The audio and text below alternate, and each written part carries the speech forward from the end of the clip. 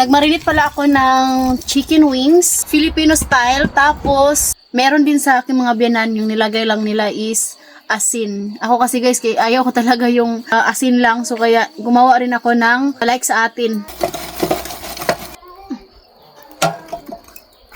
Tingnan nyo yung taba ng manok ni mama, oh. Kolesterol. Pahira natin ang mantika para hindi didikit.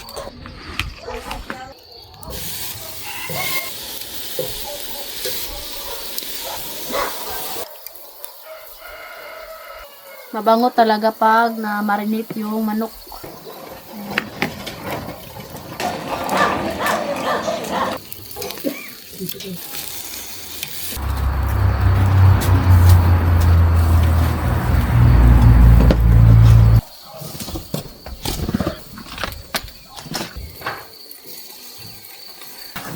Oras, meron to sarma.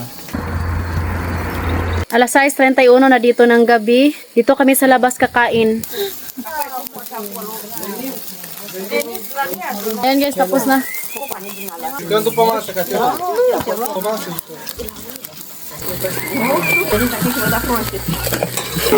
Today.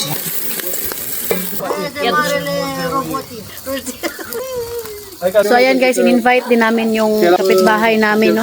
Wala silang anak. Yung palaging nagbibigay sa amin ng cherry. Ayun, pinasyal ni mama sa garden.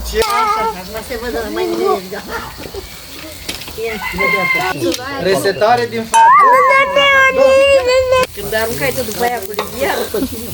Nahiya ako mag-vlog doon kay yung kapitbahay namin. Alam nyo na, yan yung sarmali.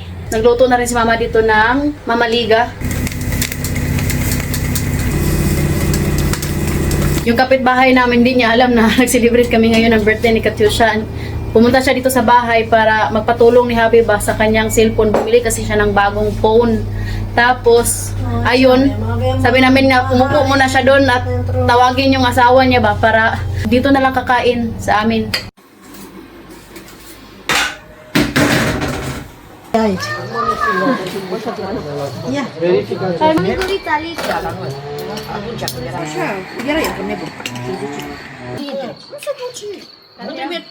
Mulțumesc trăiască, mulțumesc trăiască, la mulți ani.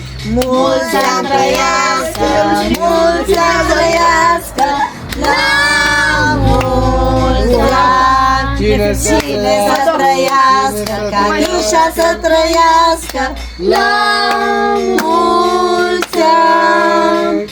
Catiușa să trăiască, Catiușa să trăiască, la mulți ani. Edi să trăiască, Edi să trăiască.